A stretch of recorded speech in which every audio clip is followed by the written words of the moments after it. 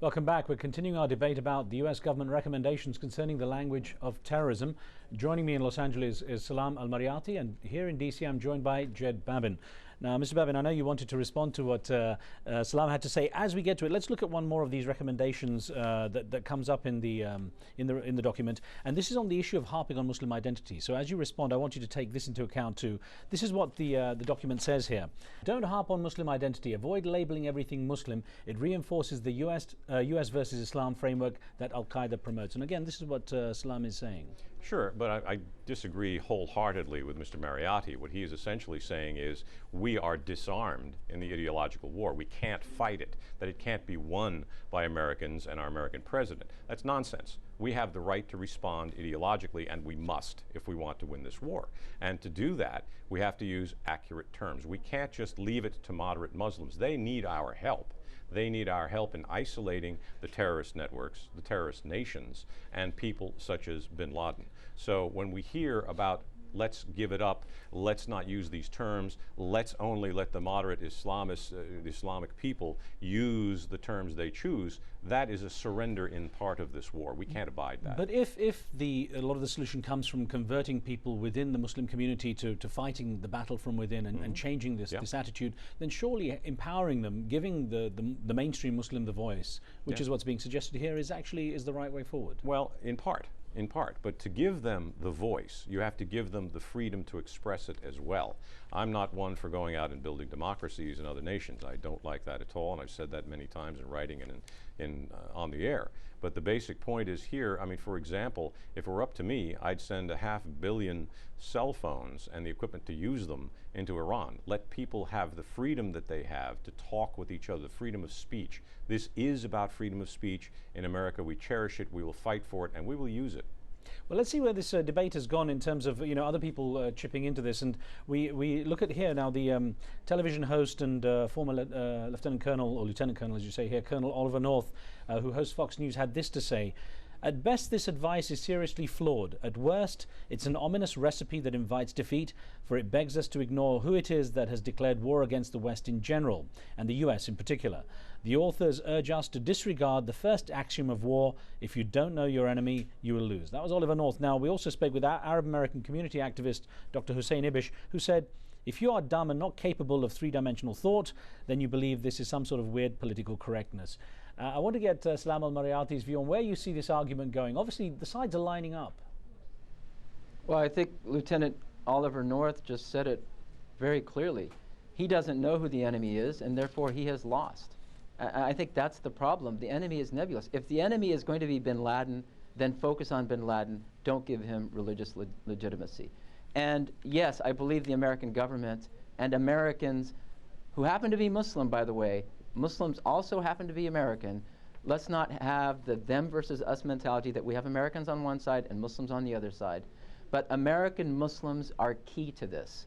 They are the major allies to the US government and America at large in winning this war of ideology, the theology of life over the theology of death. And if we're going to continue having military wars in Iraq, for example, radicalizing the region, then create radicalism and then complain about radicalism, in other words, a self-fulfilling prophecy, then we've lost the war.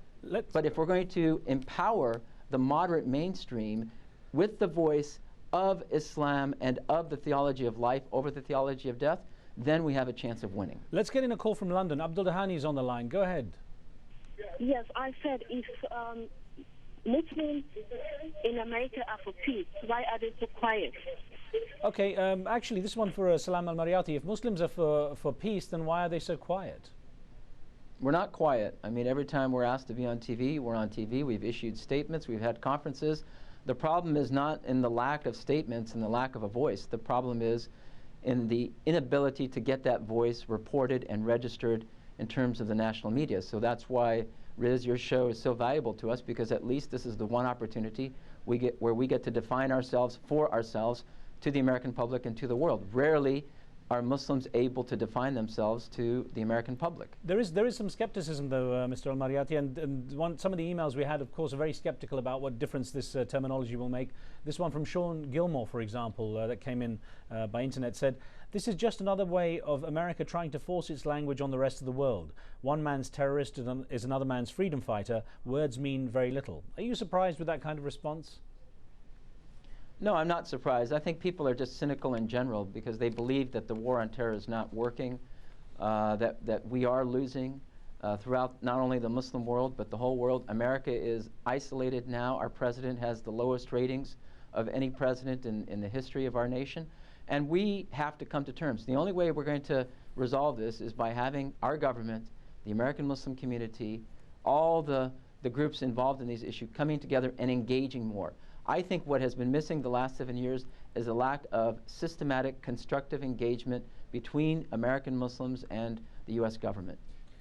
Well, number one, I think Colonel Oliver North, who's a very dear friend of mine, by the way, has it precisely right. And to say he doesn't know the enemy is absurd because he was there in the streets of Baghdad fighting with the Marines. So that's nonsense. Well, the second point is, can I actually answer a question, sir?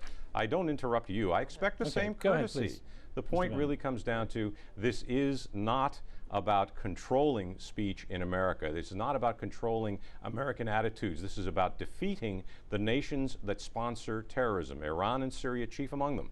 And unless and until we do that, all the quiet talk, all the polite conversation you suggest will come to naught. America will not stand for losing this war. And unless and until those nations are out of the terror sponsoring business, all the rest is hogwash. Mr. Bavin, we had an SMS that came in from London just now during the show, which asks, or it says, can your guest explain what radical Islam is? If there is radical Islam, then there is also radical Judaism and Christianity. What do you see as radical Islam? I see as radical Islam the Islam that is hegemonic, that is in Iran, that is in Syria, that seeks to export violence and take property and territory from others.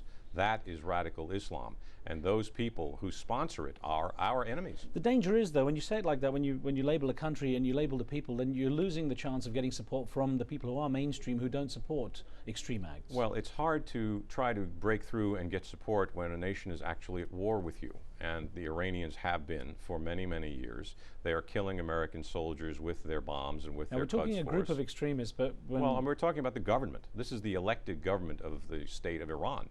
So they are at war with us, and we have not yet responded in proper kind. Let's get an email to Mr. Salam Al-Marayati. There's a feeling that there will be very little impact when we look at the outcome of this document. This email from New Jersey illustrates one view. Olivia says, before 9/11, words like Islamist were never heard of. After 9/11, it was everywhere. Now our government wants us to use other terminology so we would not offend the Muslim community. Why did we use these words to begin with? So to what extent is it too late? To what extent has the damage been done?